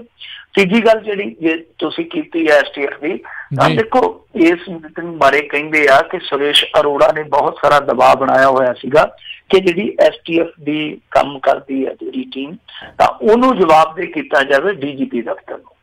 ਜਦ ਕਿ ਜਦੋਂ STF ਦਾ ਗਠਨ ਕੀਤਾ ਗਿਆ ਸੀਗਾ, ਜਦੋਂ ਕੈਪਟਨ ਸਰਕਾਰ ਹੋਂਦ ਦੇ ਵਿੱਚ ਆਈ ਹੈ, ਨਾਲ ਦੀ ਨਾਲ ਜਦੋਂ STF ਦਾ ਗਠਨ ਕੀਤਾ ਗਿਆ, ਇਹਨਾਂ ਨੇ ਪਹਿਲਾਂ ਮੁੱਖ ਮੰਤਰੀ ਦੇ ਦਫ਼ਤਰ ਨੂੰ ਉਹਨਾਂ ਨੂੰ ਜਵਾਬਦੇਹ ਬਣਾਇਆ ਸੀਗਾ। ਪਰ ਬਾਅਦ ਦੇ ਵਿੱਚ ਜਿੱਦਾਂ ਜਿੱਦਾਂ ਕਹਾਣੀਆਂ ਜਿਹੜੀਆਂ ਉਹ ਅੱਗੇ ਵਧੀਆਂ ਤਾਂ ਫਿਰ STF ਦਾ ਦਾਇਰਾ ਸੀਗਾ ਜਿਹੜਾ ਉਹ ਬਦਲ ਦਿੱਤਾ ਗਿਆ, ਭਾਵ ਉਹਨਾਂ ਨੂੰ ਜੋੜ ਦਿੱਤਾ ਗਿਆ DGP ਦਫ਼ਤਰ ਦੇ ਨਾਲ। ਤਾਂ ਅੱਜ ਅਧਿਕਾਰਕ ਤੌਰ ਤੇ ਦੱਸਦੇ ਆ ਕਿ ਪ੍ਰੈਸ ਨੋਟ ਵੀ ਜਾਰੀ ਕਰ ਦਿੱਤਾ। ਹਾਲਾਂਕਿ ਪ੍ਰੈਸ ਨੋਟ ਮੈਂ ਤੇ ਵੇਖਿਆ ਨੀਗਾ, ਪਰ ਟੈਲੀਵਿਜ਼ਨ ਚੈਨਲਾਂ ਦੱਸਣ ਡਏ ਸੀਗੇ ਕਿ ਕੈਪਟਨ ਸਰਕਾਰ ਨੇ ਉਹ ਪ੍ਰੈਸ ਨੋਟ ਜਾਰੀ ਕਰ ਦਿੱਤਾ, ਜਿਹਦੇ ਵਿੱਚ ਉਹਨਾਂ ਨੇ ਸਾਫ਼ ਤੌਰ ਤੇ ਲਿਖ ਦਿੱਤਾ ਕਿ ਜਿਹੜੀ STF ਹੋਊਗੀ ਉਹ DGP ਦਫ਼ਤਰ ਨੂੰ ਹੀ ਜਵਾਬਦੇਹ ਹੋਊਗੀ। ਜਦ ਕਿ ਇਹਦੀ ਇੱਥੇ ਮੁਖਾਲਫਤ ਹੋ ਰਹੀ ਹੈ ਬਹੁਤ ਲੰਮੇ ਸਮੇਂ ਤੋਂ। ਨਾ ਸਿਰਫ ਰਾਜਸੀ ਲੋਕ ਇਹਦੀ ਮੁਖਾਲਫਤ ਕਰਦੇ ਆ, ਬਲਕਿ ਦੂਸਰੇ ਜਿਹੜੇ ਆਮ ਸਧਾਰਨ ਲੋਕ, ਜਿਹੜੇ ਪੰਜਾਬ ਪ੍ਰਸਤ ਲੋਕ ਆ, ਜਿਹੜੇ ਪੰਜਾਬ ਲਈ ਚਿੰਤਤ ਲੋਕ ਆ, ਉਹ ਵੀ ਕਹਿੰਦੇ ਆ ਕਿ ਇਹਦੀ ਜਵਾਬਦੇਹੀ ਜਿਹੜੀ ਆ DGP ਨੂੰ ਨਹੀਂ ਹੋਣੀ ਚਾਹੀਦੀ। ਉਹਦਾ ਕਾਰਨ ਇਹ ਆ ਕਿ DGP ਸਾਹਿਬ ਜਾਂ ਇੱਕ ਹੋਰ DGP ਸਾਹਿਬ ਹੈ ਜਿਹੜੇ ਦਿਨਕਰ ਗੁਪਤਾ ਅੱਜ ਗਏ ਨਹੀਂ ਹੈ ਉਹ ਮੀਟਿੰਗ ਦੇ ਵਿੱਚ, ਇਹ DGP ਸਾਹਿਬ ਹੋਏ ਤਾਂ ਜਾਂ ਇਹ ਹੋਏ, ਇਹਨਾਂ ਬਾਰੇ ਅੱਗੇ ਬਹੁਤ ਚਰਚੇ ਚੱਲਦੇ ਪਏ ਆ। ਦੂਜੀ ਚੀਜ਼ ਇਹ ਆ ਕਿ ਇੰਦਰਜੀਤ ਦਾ ਮਾਮਲਾ ਜਦੋਂ ਸਾਹਮਣੇ ਆਇਆ ਉਸ ਤੋਂ ਬਾਅਦ ਇੱਕ SSP ਫਸ ਗਿਆ ਸੀ ਰਾਜਜੀਤ, STF ਨੇ ਉਹਨੂੰ ਵੀ ਦਾਇਰੇ 'ਚ ਲੈ ਲਿਆ, ਉਹਨੂੰ ਵੀ ਜ਼ਬਤ 'ਚ ਲੈ ਲਿਆ। ਬਾਅਦ ਦੇ ਵਿੱਚ ਉਹ ਹਾਈ ਕੋਰਟ 'ਚ ਚਲੇ ਗਿਆ। ਹਾਈ ਕੋਰਟ ਨੇ ਜਦੋਂ SIT ਬਣਾਈ ਤਾਂ ਵਿੱਚੋਂ DGP ਜਿਹੜੇ ਸੀਗੇ ਉਹ ਵੀ ਨਿਕਲ ਆਏ। ਤਾਂ ਉਹ ਰਿਪੋਰਟ ਹੁਣ ਕੱਲ ਨੂੰ ਖੁੱਲਣੀ ਹੈ। ਜਦੋਂ ਉਹ ਰਿਪੋਰਟ ਕੱਲ ਨੂੰ ਖੁੱਲਣੀ ਹੈ, ਜਾਨੀ ਹਾਈ ਕੋਰਟ ਨੇ ਉਹ ਰਿਪੋਰਟ ਜਨਤਕ ਕਰਨੀ ਹੈ ਜਾਂ ਉੱਥੇ ਵਿਚਾਰਨੀ ਹੈ, ਤਾਂ ਉਸ ਤੋਂ ਇੱਕ ਦਿਨ ਪਹਿਲਾਂ STF ਨੂੰ ਉਸ DGP ਦੇ ਹਵਾਲੇ ਕਰ ਦੇਣਾ ਜਿਹੜਾ DGP ਖੁਦ ਇਹਨਾਂ ਸਵਾਲਾਂ 'ਚ ਘਿਰਿਆ ਹੋਇਆ। ਤਾਂ ਕਾਫੀ ਕੁਛ ਹੈ ਜਿਹੜਾ ਉਹ ਸ਼ੱਕੀ ਕਰਦਾ ਇਸ ਮਾਮਲੇ ਨੂੰ। ਸੋ ਕੈਪਟਨ ਅਮਰਿੰਦਰ ਸਿੰਘ ਦੇ ਜਿਹੜੇ ਫੈਸਲੇ ਆ ਉਹ ਅੱਗੇ ਵੀ ਚਰਚਾ ਦਾ ਵਿਸ਼ਾ ਰਹੇ, ਤਾਂ ਅੱਜ ਵੀ ਇਹ ਚਰਚਾ ਦਾ ਵਿਸ਼ਾ ਬਣਿਆ ਕਿ ਇੱਕ ਸ਼ਾਮ ਪਹਿਲਾਂ ਜਦੋਂ ਕੱਲ ਨੂੰ ਰਿਪੋਰਟ ਖੁੱਲਣੀ ਆ ਜੋ SIT ਨੇ ਦਿੱਤੀ ਹੋਈ ਹੈ, ਸੀਲਬੰਦ ਰਿਪੋਰਟ ਹੈ ਜਾਂ STF ਦੀ ਜਿਹੜੀ ਸੀਲਬੰਦ ਰਿਪੋਰਟ ਆ ਇਹਨਾਂ ਪੁਲਿਸ ਅਧਿਕਾਰੀਆਂ ਦੀ ਜਿਨ੍ਹਾਂ ਦਾ ਦੱਸਿਆ ਜਾਂਦਾ ਕਿ ਏਡ ਗੇੜ ਹੈਗਾ ਸੀ ਅੱਗੇ, ਤਾਂ ਉਹ ਰਿਪੋਰਟ ਜਦੋਂ ਖੁੱਲਦੀ ਆ ਤਾਂ ਘੰਟਾ ਕੋਈ ਲਾ ਲਓ ਕਿ ਕੁਛ ਘੰਟੇ ਪਹਿਲਾਂ ਇਸ ਤਰ੍ਹਾਂ ਦਾ ਜਿਹੜਾ ਫੈਸਲਾ ਲਿਆ ਜਾਂਦਾ ਉਹ ਆਪਣੇ ਆਪ ਦੇ ਵਿੱਚ ਇੱਕ ਵਜ਼ਾਰਤ ਹੈ। ਖੈਰ ਅੱਗੇ ਦੇਖਦੇ ਹਾਂ ਹੁਣ ਕੀ ਬਣਦਾ, ਪਰ STF ਨੂੰ ਫ੍ਰੀ ਹੈਂਡ ਕਰਨ ਦਾ ਜਿਹੜਾ ਸਾਰੇ ਪੰਜਾਬ ਨੇ ਇੱਕ ਸੁਪਨਾ ਵੇਖਿਆ ਸੀਗਾ ਕਿ ਸ਼ਾਇਦ ਕੈਪਟਨ ਅਮਰਿੰਦਰ ਸਿੰਘ ਹੁਣ ਫ੍ਰੀ ਹੈਂਡ ਕਰਨਗੇ, ਉਹ ਫ੍ਰੀ ਹੈਂਡ ਨਹੀਂ ਦਿੱਤਾ ਜਾ ਰਿਹਾ। ਦੂਜੀ ਗੱਲ ਜਿਹੜੀ ਇਹ ਕਹਿੰਦੇ ਆ ਕਿ BSF ਨੂੰ ਅਸੀਂ ਤਾਕੀਦ ਕਰਦੇ ਹਾਂ ਜਾਂ ਸਲਾਹ ਕਰਦੇ ਆ, ਤਾਂ ਕੈਪਟਨ ਅਮਰਿੰਦਰ ਸਿੰਘ ਫਿਰ ਆਪਣੀ ਬੁੱਕਲ 'ਚ ਵੀ ਝਾਤ ਮਾਰਨੀ। ਗੱਲ ਠੀਕ ਆ ਕਿ BSF ਦੇ ਵਿੱਚ ਕਾਲੀਆਂ ਭੇਡਾਂ ਹੈਗੀਆਂ ਔਰ ਫੜੇ ਵੀ ਜਾਂਦੇ ਰਹੇ ਆ। ਇੱਕ ਅਜਨਾਲੇ ਦਾ ਮੁੰਡਾ ਫੜਿਆ ਗਿਆ ਸੀਗਾ, ਉਹ ਦੱਸਦਾ ਸੀਗਾ ਕਿ ਹੁਣ ਤੱਕ ਮੈਂ 70 ਕਿਲੋ ਹੈਰੋਇਨ ਇਕੱਲਾ ਹੀ ਟਪਾ ਚੁੱਕਾ ਵਾਂ, ਉਹਦੇ ਘਰੋਂ ਜਾ ਕੇ ਪੈਸਾ ਵੀ ਪਟਿਆ ਸੀਗਾ। ਪਰ ਉਹ ਤੇ ਹੈਗੀਆਂ ਕਾਲੀਆਂ ਭੇਡਾਂ ਹਰੇਕ ਡਿਪਾਰਟਮੈਂਟ ਦੇ ਵਿੱਚ। ਪਰ ਕੈਪਟਨ ਅਮਰਿੰਦਰ ਸਿੰਘ ਨੂੰ ਆਪਣੀ ਬੁੱਕਲ 'ਚ ਵੀ ਝਾਤੀ ਮਾਰਨੀ ਚਾਹੀਦੀ ਆ ਕਿ ਤੁਸੀਂ ਜੋ ਕਰਦੇ ਪਏ ਹੋ, ਜਿਹੜੀ ਤੁਸੀਂ ਪਰਦਾਪੋਸ਼ੀ ਕਰਦੇ ਹੋ ਇਹੋ ਜਿਹੇ ਬੰਦਿਆਂ ਦੀ, ਤਾਂ ਕੀ ਉਹ ਸਹੀ ਹੈ, ਕੀ ਉਹ ਵਾਜਬ ਹੈ, ਕੀ ਤੁਹਾਡੇ ਮਹਿਕਮੇ 'ਚ ਇਸ ਤਰ੍ਹਾਂ ਦਾ ਜਿਹੜਾ ਇੱਕ ਨੈਕਸਸ ਬਣਿਆ, ਖਾਸ ਤੌਰ ਤੇ ਕਿਉਂਕਿ ਇਹਨਾਂ ਦੀ ਹੋਮ ਮਿਨਿਸਟਰੀ ਇਹਨਾਂ ਦੇ ਹੱਥ ਦੇ ਵਿੱਚ ਆ ਕੈਪਟਨ ਸਾਹਿਬ ਦੇ। ਤਾਂ ਮੈਂ ਕਹਿ ਰਿਹਾ ਕਿ ਜੋ ਇਹਨਾਂ ਦੀ ਪੁਲਿਸ ਵਿਭਾਗ ਦੇ ਵਿੱਚ ਇਸ ਤਰ੍ਹਾਂ ਦੇ ਨੈਕਸਸ ਬਣੇ ਆ, ਕੀ ਉਹਨਾਂ ਨੂੰ ਨੰਗਿਆ ਕਰਕੇ ਸਜ਼ਾਵਾਂ ਦੇ ਹਿੱਸੇਦਾਰ ਬਣਾਉਣਾ ਉਹ ਤੁਹਾਡਾ ਜੁਮਾ ਨਹੀਂ ਹੈ? ਤੁਸੀਂ ਇੱਧਰਲੇ ਪਾਸੇ ਵੀ ਧਿਆਨ ਦਿਓ ਨਾ, ਤੁਸੀਂ ਉਹਨਾਂ ਨੂੰ ਮਤਾਂ ਦੇਣ ਡਏ ਹੋ ਜਦ ਕਿ ਤੁਹਾਡਾ ਆਪਣਾ ਘਰ ਹੈ ਜਿਹੜਾ ਉਹ ਸਾਫ਼ ਨਹੀਂ। ਤੁਸੀਂ ਲੋਕਾਂ ਨੂੰ ਸਲਾਹ ਦਿੰਦੇ ਹੋ ਕਿ ਆਪਣਾ ਘਰ ਸੰਭਰ ਲਓ। जी जी बिल्कुल। तो मिंटू जी अगली जी खबर उस उत्ते ਆਪਾਂ नज़र मारीए तो कहते दिल्ली तो परतदियां ही बदले कैप्टन आप नाल नहीं गठजोड़ की लोड़। वो गाना ना कदे शहद शहद कदे नींबू नींबू जी कदे नीम नीम कदे शहद शहद जी तो ये नींबू बने पे इत्थे आके उत्थे शहद बने पे सी दिल्ली दे विच। कैप्टन अमरिंदर सिंह ने कल गल कही सी उत्थे दिल्ली दे विच कि देखो भारतीय जनता पार्टी नूं हराउण लई किसी भी पार्टी नाल समझौता किया जा सकदा तां ओहदा इशारा जिहड़ा सीगा ਉਹ आम आदमी पार्टी नाल सीगा। तां इत्थे जिवें ही पंजाब दे विच दाखल होए ਉਹੀ सवाल फिर दोहराया गया। वो कहंदे कि नहीं देखो आम आदमी पार्टी दे नाल समझौता कतई नहीं हो सकता क्योंकि पंजाब दे विच असीं उन्हां दा ऑलरेडी सफाया कर चुके हाँ और इत्थे सिर्फ ते सिर्फ कांग्रेस जिहड़ी आ ओही झंडा चलाऊगी और अपने दम ते चलाऊगी। तां इहदा मतलब है कि कैप्टन अमरिंदर सिंह ने जिहड़ा कल बयान दिता सीगा ਉਹ ਬਿਆਨ ਹੁਣ ਪੁਰਾਣਾ ਹੋ ਗਿਆ। ਅੱਜ ਦਾ ਨਵਾਂ ਬਿਆਨ ਇਹ ਆ ਕਿ ਉਹਨਾਂ ਨੇ ਆਪਣੇ ਬਿਆਨ ਨੂੰ ਰੱਦ ਕੇ ਨਵਾਂ ਬਿਆਨ ਦੇ ਦਿੱਤਾ ਕਿ ਅਸੀਂ ਆਮ ਆਦਮੀ ਪਾਰਟੀ ਨਾਲ ਕੋਈ ਅਲਾਈਅੰਸ ਨਹੀਂ ਕਰਾਂਗੇ। ਖੈਰ ਅੱਗੇ ਵੀ ਇਸ ਤਰ੍ਹਾਂ ਹੋਇਆ, ਉਧਰੋਂ ਵੀ ਇਧਰੋਂ ਵੀ ਇਹ ਝੋਲ ਖਾਂਦੇ ਰਹੇ ਆ। ਕੁਛ ਉਹਨਾਂ ਦੇ ਲੀਡਰ ਵੀ ਆ ਜਿਹੜੇ ਉਹ ਪਹਿਲਾਂ ਕਹਿ ਕੇ ਕਾਂਗਰਸ ਨਾਲ ਜੇ ਸਮਝੌਤਾ ਕਰਨਾ ਪਿਆ ਤਾਂ ਕਰ ਲਾਂਗੇ, ਬਾਅਦ ਦੇ ਵਿੱਚ ਮੁੱਕਰ ਗਏ। ਇਹਨਾਂ ਨੇ ਵੀ ਇਸੇ ਤਰ੍ਹਾਂ ਦਾ ਹੀ ਰੁਖ ਅਖਤਿਆਰ ਕਰ ਲਿਆ ਕਿ ਪਹਿਲਾਂ ਕਹਿ ਦਿੰਦੇ ਫਿਰ ਪਲਟੀ ਮਾਰ ਦਿੰਦੇ ਆ। ਖੈਰ ਪਲਟੀ ਮਾਰ ਲੱਗਿਆ ਤੇ ਉਦਾਂ ਵੀ ਮਿੰਟ ਮਾਰਦੇ ਆ ਕੈਪਟਨ ਸਾਹਿਬ ਤੇ ਖਾਸ ਤੌਰ ਤੇ। खैर जो मर्जी आ वैसे जे आपां देखिए कहंदे आ कि इत्थे पंजाब च असीं आम आदमी पार्टी का सफाया कर दिता। सफाया किवें कर दिता? वो तो ओपोजिशन दे विच बैठे आ। सफाया तो सगों आम आदमी पार्टी ने दिल्ली च कीता होया तुहाडा। तां जदों दिल्ली का समीकरण इहो जिहा तां इत्थे पंजाब दे विच समीकरण वो दिल्ली के समीकरण नालों बैटर आ। ਜਦੋਂ इस तरह ਦੀਆਂ ਚੀਜ਼ਾਂ ਇੱਥੇ ਤੁਸੀਂ ਵਿਚਾਰੋਗੇ ਤਾਂ ਫਿਰ ਜਿਹੜਾ ਤੁਹਾਡਾ ਹਾਈ ਕਮਾਨ ਆ ਉਹ ਦਿੱਲੀ ਦੇ ਵਿੱਚ ਵੀ ਤੇ ਸਮੀਕਰਨ ਵੇਖੂਗਾ ਨਾ ਕਿ ਦਿੱਲੀ ਦੇ ਵਿੱਚ ਆਮ ਆਦਮੀ ਪਾਰਟੀ ਦਾ ਵੋਟ ਬੈਂਕ ਕਿਹੋ ਜਿਹਾ। ਕਿਉਂਕਿ ਭਾਰਤੀ ਜਨਤਾ ਪਾਰਟੀ ਨੂੰ ਜੇ ਦਿੱਲੀ ਦੇ ਵਿੱਚ ਮਤ ਦੇਣੀ ਹੈ ਤਾਂ ਉੱਥੇ ਕਾਂਗਰਸ ਆਪਣੇ ਪੱਧਰ ਤੇ ਮਤ ਨਹੀਂ ਦੇ ਸਕਦੀ, ਨਾ ਹੀ ਕਿਸੇ ਨਾਲ ਅਲਾਈਅੰਸ ਕਰਕੇ ਉਹ ਪੂਰਾ ਪਾ ਸਕਦੇ ਆ ਜਦ ਤੱਕ ਆਮ ਆਦਮੀ ਪਾਰਟੀ ਫਰੇਮ 'ਚ ਨਹੀਂ ਆਉਂਦੀ। ਤਾਂ ਮੇਰੇ ਖਿਆਲ ਦੇ ਨਾਲ ਕੈਪਟਨ ਅਮਰਿੰਦਰ ਸਿੰਘ ਵਰਗੇ ਜਿਹੜੇ ਸਿਆਣੇ ਸਿਆਸਤਦਾਨ ਆ ਉਹਨਾਂ ਨੂੰ ਇਸ ਗੱਲ ਨੂੰ ਸਮਝ ਕੇ ਚੱਲਣਾ ਚਾਹੀਦਾ ਕਿ ਹਾਈ ਕਮਾਨ ਬਹੁਤ ਕੁਛ ਕਰਦੀ ਹੈ ਔਰ ਐਨ ਮੌਕੇ ਤੇ ਦੇਖੋ ਕਿਹਨੇ ਕਿਹਦੇ ਨਾਲ ਚਲੇ ਜਾਣਾ, ਕਿਹਨੇ ਕਿਹਦੇ ਨਾਲ ਟੁੱਟ ਜਾਣਾ, ਕੋਈ ਕੁਛ ਨਹੀਂ ਕਹਿ ਸਕਦਾ। ਜਿਹੜੀਆਂ ਇੱਥੇ ਹੁਣ ਇਹ ਅਟਕਲ ਪੱਛੂ ਵਾਲੀਆਂ ਇਹ ਬਿਆਨਬਾਜ਼ੀਆਂ ਕਰਦੇ ਆ ਇਹਨਾਂ ਦਾ ਕੋਈ ਆਧਾਰ ਨਹੀਂ ਹੈਗਾ ਕਿਉਂਕਿ ਫੈਸਲੇ ਇਹਨਾਂ ਦੀ ਹਾਈ ਕਮਾਨ ਨੇ ਕਰਨੇ ਆ। ਨਾ ਇੱਥੇ ਸੁਖਪਾਲ ਸਿੰਘ ਖਹਿਰਾ ਦੀ ਕਿਸੇ ਨੇ ਬਹੁਤੀ ਰਾਏ ਲੈਣੀ ਆ ਨਾ ਕੈਪਟਨ ਸਾਹਿਬ ਦੀ ਕਿਉਂਕਿ ਉਹਨਾਂ ਨੇ ਦੇਖਣੀ ਕੌਮੀ ਪੋਲੀਟਿਕਸ ਆ। जी सही गल आ। अगली जी आप गल करिए पंजाब के पानिया की NGT ने रिपोर्ट लैण लई कमेटी बनाई है। नैशनल ग्रीन ट्रिब्यूनल ने जी कमेटी बनाई है वो कमेटी इस करके बनाई है क्योंकि राजस्थान जिहड़ा सीगा वो पहुंच गया सी नैशनल ग्रीन ट्रिब्यूनल दे कोल। कहंदे कि देखो सानू जिहड़ा पानी मिलता पिया पानी निरा कैंसर ही है। सो बहुत सारिया बीमारियां जिहड़ियां लगदियां पईयां तां इन्हां ने हुण 5 मैंबरी एक कमेटी बनाई है जिहदे विच संत बलवीर सिंह सीचेवाल आ, फिर केंद्री प्रदूषण कंट्रोल बोर्ड ਉਹਦੇ कुछ मैंबर है, एक टैक्नीकल मैंबर भी शामिल किया गया। तो इन्हां ने इत्थों पानी लेना वख-वख दरियावां चों सैंपल लेने हैं। उस तो बाद फिर पता लगूगा कि ਇਹਦੇ ਵਿੱਚ ਕਿੰਨੀ ਕੁ ਗੰਦਗੀ ਹੈ ਕਿੰਨੇ ਕੁ ਰਸਾਇਣ ਆ ਤਾਂ ਕਿ ਇਹ ਸਾਫ਼ ਕੀਤਾ ਜਾ ਸਕੇ ਕਿ ਕੀ ਰਾਜਸਥਾਨ ਦੇ ਵਿੱਚ ਜੋ ਬਿਮਾਰੀਆਂ ਕੈਂਸਰ ਵਗੈਰਾ ਉਹ ਇਸ ਪਾਣੀ ਨਾਲ ਫੈਲ ਰਹੀਆਂ ਨੇ ਜਾਂ ਕੋਈ ਹੋਰ ਕਾਰਨ ਆ। ਤਾਂ ਮੇਰੇ ਖਿਆਲ ਦੇ ਨਾਲ ਰਾਜਸਥਾਨ ਸਾਡੇ ਨਾਲੋਂ ਪ੍ਰਭਾਵਸ਼ਾਲੀ ਹੈ ਜਾਂ ਕਹਿ ਲਈਏ ਕਿ ਉਹ ਸਾਡੇ ਨਾਲੋਂ ਕਾਲੇ ਆ। ਸਾਡੇ ਇੱਥੇ ਮਾਲਵੇ ਦੇ ਲੋਕ ਕਦੋਂ ਦੇ ਮਰਨ ਡਏ ਆ, ਨਾ NGT ਨੇ ਕਦੇ ਪੁੱਛਿਆ ਨਾ ਸਾਡਾ ਕੋਈ ਉੱਥੇ ਜਾ ਕੇ ਕਰਲਾਇਆ ਕਲਪਿਆ ਕਿਉਂਕਿ ਮਾਲਵੇ ਦੇ ਵਿੱਚ ਤੇ ਕੈਂਸਰ ਨੇ ਤਕਰੀਬਨ 15-20 ਸਾਲ ਤੋਂ ਇੱਥੇ ਗਰਦ ਠਾਈ ਹੋਈ ਆ। ਇੱਥੇ ਘਰ ਘਰ ਦੇ ਵਿੱਚ ਮਾਲਵੇ 'ਚ ਕੈਂਸਰ ਦੇ ਮਰੀਜ਼ ਪਏ ਆ, ਕਈ ਘਰ ਇਸ ਤਰ੍ਹਾਂ ਦੇ ਆ ਜਿਨ੍ਹਾਂ ਦੇ 2-2 ਤੁਰ ਗਏ ਆ। ਸੋ ਇਹ ਕਮਾਲ ਦੀ ਗੱਲ ਹੈ ਕਿ ਰਾਜਸਥਾਨ ਉੱਥੇ ਜਾ ਕੇ ਆਪਣੇ ਪੱਧਰ ਤੇ ਇੱਕ ਕਮੇਟੀ ਵੀ ਬਣਵਾ ਲੈਂਦਾ ਤੇ ਜੇ ਮੰਨ ਲਓ ਇਸ ਤਰ੍ਹਾਂ ਦੀ ਕੋਈ ਆ ਜਾਂਦੀ ਹੈ ਸਾਹਮਣੇ ਗੱਲਬਾਤ ਤਾਂ ਹੋ ਸਕਦਾ ਨੈਸ਼ਨਲ ਗ੍ਰੀਨ ਟ੍ਰਿਬਿਊਨਲ ਪੰਜਾਬ ਤੇ ਕੋਈ ਚੰਗੀ ਕਾਰਵਾਈ ਵੀ ਠੋਕ ਦੇਵੇ ਜਾਂ ਇਹਨਾਂ ਨੂੰ ਚੰਗੀ ਝਿੜਕ ਵੀ ਠੋਕ ਦੇਵੇ ਕਿਉਂਕਿ ਪਰਾਲੀ ਦੇ ਮਾਮਲੇ 'ਚ ਤੁਸੀਂ ਦੇਖ ਚੁੱਕੇ ਹੋ ਕਿ ਪੰਜਾਬ ਨੂੰ ਸਭ ਤੋਂ ਜ਼ਿਆਦਾ ਫਟਕਾਰ ਪਾਈ ਸੀ ਨੈਸ਼ਨਲ ਗ੍ਰੀਨ ਟ੍ਰਿਬਿਊਨਲ ਨੇ ਕਿ ਜੇ ਹੁਣ ਪਾਣੀ ਦਾ ਮੁੱਦਾ ਜੇ ਉਹਨਾਂ ਨੂੰ ਲੱਗਿਆ ਕਿ ਪਾਣੀ ਪਲੀਤ ਕਰਦੇ ਆ ਔਰ ਕਰਕੇ ਪਾਣੀ ਦਾ ਪਲੀਤ ਚਿਹਰੇ ਤੋਂ ਪਹੁੰਚਾਉਂਦੇ ਰਾਜਸਥਾਨ ਨੂੰ ਤਾਂ ਮੇਰੇ ਖਿਆਲ ਦੇ ਨਾਲ ਬਹੁਤ ਵੱਡੀ ਇਹ ਪੰਜਾਬ ਲਈ ਨਮੋਸ਼ੀ ਵੀ ਹੋ ਸਕਦੀ ਔਰ ਕਾਰਵਾਈ ਵੀ ਹੋ ਸਕਦੀ। ਪਰ ਮੇਰੇ ਖਿਆਲ ਦੇ ਨਾਲ ਜੇ ਇਸ ਤਰ੍ਹਾਂ ਹੋ ਜਾਵੇ ਤੇ ਚੰਗਾ, ਉਹਦਾ ਪੰਜਾਬ ਨੂੰ ਵੀ ਫਾਇਦਾ ਕਿਉਂਕਿ ਹਰੀਕੇ ਹੈਡ ਤੋਂ ਨਿਕਲਿਆ ਪਾਣੀ ਹੈ ਜਿਹੜਾ ਉਹ ਪੰਜਾਬ ਦੇ ਵੀ 4-5 ਜ਼ਿਲ੍ਹੇ ਪੀਂਦੇ ਆ ਤਾਂ ਇੱਥੋਂ ਨਿਕਲਿਆ ਪਾਣੀ ਕੱਲਾ ਰਾਜਸਥਾਨ 'ਚ ਨਹੀਂ ਜਾਂਦਾ। ਇਹ ਵੇਖਣ ਵਾਲੀ ਗੱਲ ਆ, ਜੇ ਰਾਜਸਥਾਨੀ ਇਹ ਪਿੱਟਦੇ ਆ ਕਿ ਇਹਨੇ ਕੈਂਸਰ ਘੱਲੀ ਜਾਂਦੇ ਆ, ਇਹਦਾ ਮਤਲਬ ਹੈ ਕਿ ਥੋੜਾ ਜਿਹਾ ਕੈਂਸਰ ਆਪਣੇ ਘਰ 'ਚ ਵੀ ਵੰਡੀ ਜਾਂਦੇ ਆ। ਜੀ ਜੀ ਜੀ। ਅਗਲੀ ਗੱਲ ਕਰੀਏ, ਆਪ ਨੇ ਮੰਗ ਕੀਤੀ ਆ ਵੀ ਸਰਕਾਰ ਮੌੜ ਬੰਬ ਧਮਾਕੇ ਦੀ ਜਾਂਚ ਦਾ ਵਾਈਟ ਪੇਪਰ ਜਾਰੀ ਕਰੇ। ਬਿਲਕੁਲ ਦਰੁਸਤ ਮੰਗ ਹੈ ਇਹਨਾਂ ਦੀ, ਔਰ ਇੱਕਦਮ ਪਰਫੈਕਟ ਮੰਗ ਆ। ਇਹ ਵਾਈਟ ਪੇਪਰ ਜਾਰੀ ਹੋਣਾ ਚਾਹੀਦਾ। ਪਹਿਲੀ ਗੱਲ, ਵਾਈਟ ਪੇਪਰ ਹੀ ਕਿਉਂ, ਇਹਨਾਂ ਨੂੰ ਪਬਲਿਕਲੀ ਘੱਟੋ ਘੱਟ ਪ੍ਰੈਸ ਕਾਨਫਰੰਸ ਤੇ ਕਰਨੀ ਚਾਹੀਦੀ ਹੈ ਇੱਕ ਵਾਰੀ।